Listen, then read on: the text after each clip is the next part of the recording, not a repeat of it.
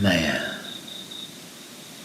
In Tantra, there are ways which one can follow, use to wake up, to enter into one's being, to arrive to here and now, whatever the name. And there are some techniques in which the state of being, the state of mind, the state of consciousness is put on hold or is continuously practiced to cross the threshold of various states of mind, body and consciousness. Some of the practices require one to sleep maximum as much as possible in one chosen posture, and yoga suggests sleeping facing the sky, sleeping in savasana, the death posture, facing the sky and lying there for as long as you can. And when you're hungry, you wake up, you go to eat, and come back and sleep again.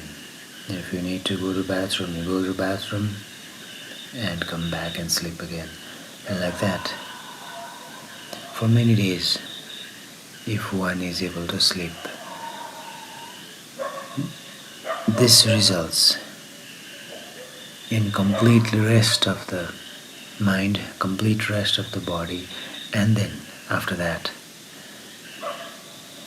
the desire to move the body will occur, the desire to not sleep will occur, the desire to do something else will occur, yet you continue sleeping in the same posture, and sooner the mind will get bored of that state. And when you fall between asleep, where you dream, and where you are unconscious, instead of reaching into unconscious or reaching into dream, now you reach into awakening, into waking up. Now the mind is awake and the body is asleep. And now it is possible to wake up from the body, to exit the physical body and enter into the subtle body, energetic body, astral body, Sukshma Sharir. First of all, the body gets completely relaxed, as if it is so light, and you feel completely weightless. Then there is a sound in the air, as if there is a vibration happening within the air itself. The vibration from the air will spread. The vibration from the air spreads all around the body, and this intense vibration gets you out of your body. And like that, you are detached from your body, and you can witness this presence. You can see your own body in a different vibration, different color, different feeling, and the thought of returning back to body bring you back slowly. Or you can willingly fall back to your body. The threshold of sleeping gives this experience of bodilessness. And there is a threshold of vision where you take a point in your surrounding and keep your gaze on without blinking. First, there the eye gets tired and it starts to blink, but you do not stop the body from blinking either. If it blinks, it blinks, but you try to not blink by yourself. Then soon the eyes will stop blinking and will continuously focus on the point. The point itself will start becoming the portal, the center from which you will realize the ever-changing energetic forms called morph in this very place. First, lights will become more and more visible. Various shifts of colors will happen, and it happens also in the night before we fall asleep. And sometimes middle of the night, if you wake up, you realize there are colors moving around in your eyes. This very phenomenon will start happening as you go on gazing to one point. And slowly the chemical released in the brain for sleeping will start releasing.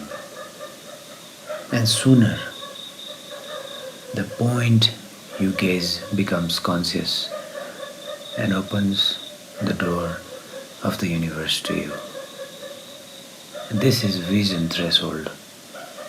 And similarly, there is auditory threshold. Also there is a threshold of taste and a threshold of touch. All these methods use the body. Therefore, it is the practices of Tantra. And no matter which direction one takes and dives within, it is also a part of this universe. And now your inner world, a part of your inner world connected with this outer world as a whole, as a one being. When you are listening to white noise or binaural beats or sound of river for a while, there are moments in which mind, for a tiny moment, stops and then resumes back again. The continuous listening of any form of sound, any drone, continuous listening of same frequency actually becomes a hypnotic doorway for the mind to stop functioning for a while, to stop, to become silent, to be calm for a while. And this also is a doorway, a threshold, the listening threshold. There are doors everywhere. The only question is, the only requirement is that you have a will to walk, the will to know, to realize, to witness. The desire to witness, a faint door is present. Strong desire to witness, the door starts becoming visible. And slowly the desires are gone, witnessing is continuous, and there are doors everywhere. Everywhere, every moment, every situation, the door is ever present. Therefore, one can use any sense organs to open this door and enter within, dive within. Any place is suitable for meditation, from silence to the crowdest and the loudest place. Anywhere the existence can give you the gift of meditation.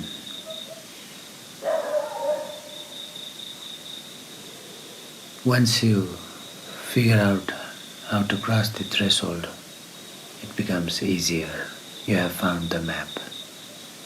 Therefore, Buddhism in Nepal and Tibet believe in the state of Bardha, which also is a mystical map